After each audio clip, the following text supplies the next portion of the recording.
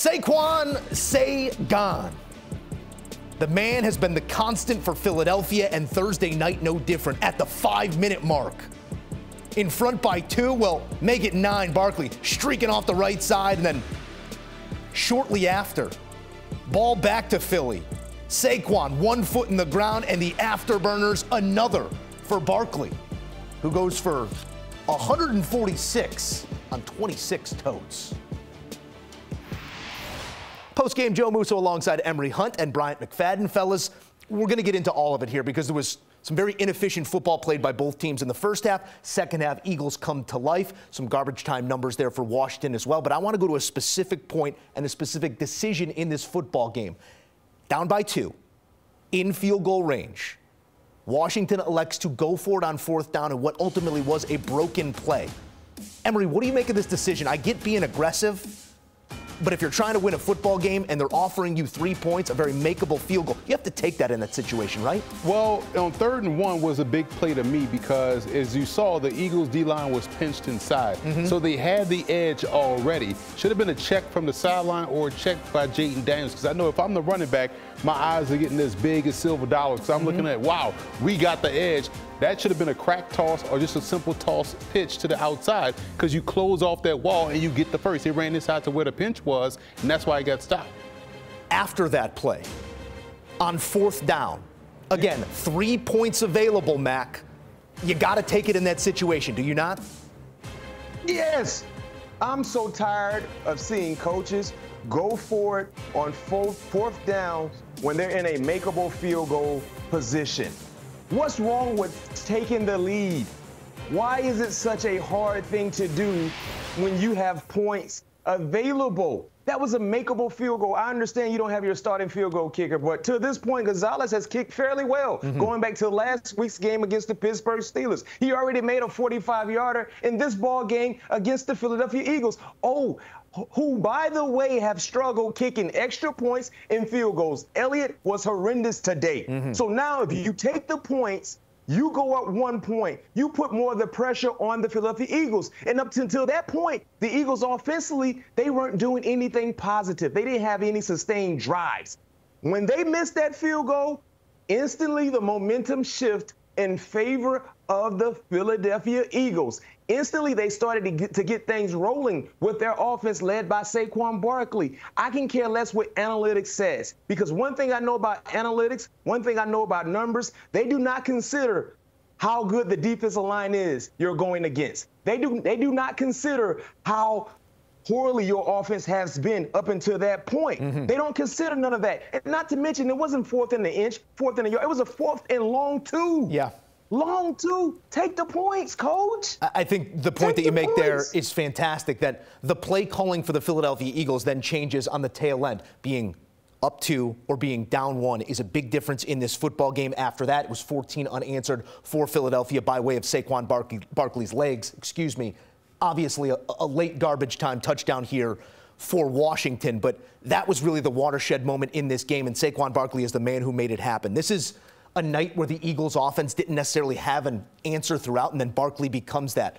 What has he meant to this team to this point, Emory? We're seeing some historic stuff from the back who has now made his way to Philadelphia. Yeah, you talked about this before we went on air. This is someone that has done something that we hadn't seen Steve Van Buren do, hadn't seen Charlie Garner do, Ricky Waters, Wilbert Montgomery, Shady. Nobody has done what he has done so far. So he has been outstanding, because the reason why you take a running back like Saquon Barkley, number 2 overall, is because anytime he touches the football, you have a potential to score a touchdown. So when you have that level of game-breaking ability, that's why you pay him the big bucks. That's why you take him high in the draft. And for Philadelphia, that's why you see someone like this close out a ball game. I know ball. You see the names that I mentioned. I didn't even see the graphic. You hit him pre-graphic. Hit everybody on the graphic. But this is why you go and get a Saquon Barkley, because when you're in a situation to run the clock out, Joe, and that's what they did the last couple of series. They ran the clock out, but Saquon not only just runs the clock out, he can also score. So to help you put them in a far-out situation where they can't come back. This was an impressive performance by Saquon Barkley. Mac, 198 all-purpose for Saquon in this game. Spectacular once again. What did you see from him? I was taken back by the freshness of his legs late in this game.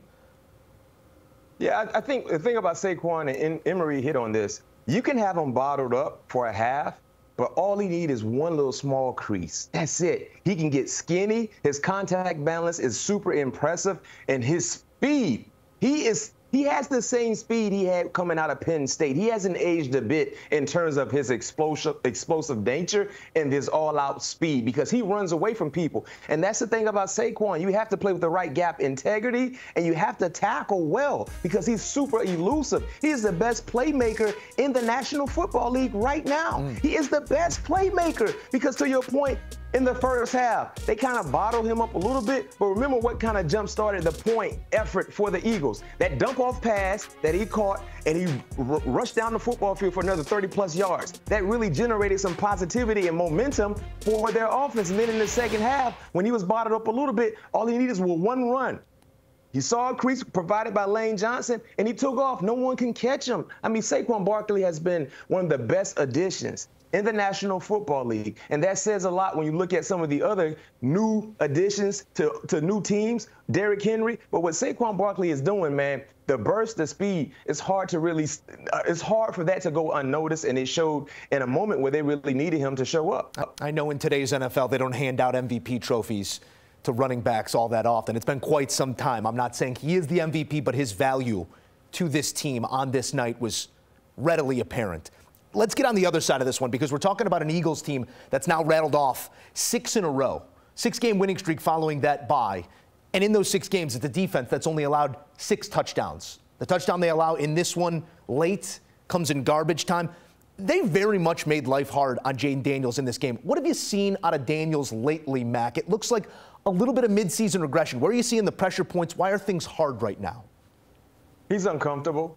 I don't know if any of you guys have ever hurt your ribs or anything to that level of your body, but it's very, very uncomfortable, and it takes time to heal. And you can tell with Jayden Daniels that he's uncomfortable because he's not taking off and running the football. When you look at what he was doing in the first month and a half of the season, yeah, he was super efficient. He was dead on with his deep shots down the football field, but also improvising in the running game, taking off, being involved in RPO situations. We haven't really seen that. Going back to last week's game, remember, he only ran the ball 3 times against the Pittsburgh Steelers. When I see stats like that from a dual-threat quarterback, that tells me something is not right. It's almost like watching Lamar Jackson dare to run. He's not trying to run. Something is not right because that's a part of his game. But when you're out there, you're still expected to deliver the groceries. Regardless, if you have a cart or not, you're still expected to deliver the groceries. And that's what we're not seeing right now. So you need to get healthy, number one, but you need to get back to being that dual threat guy that was tearing the league apart in the first month and a half of the season.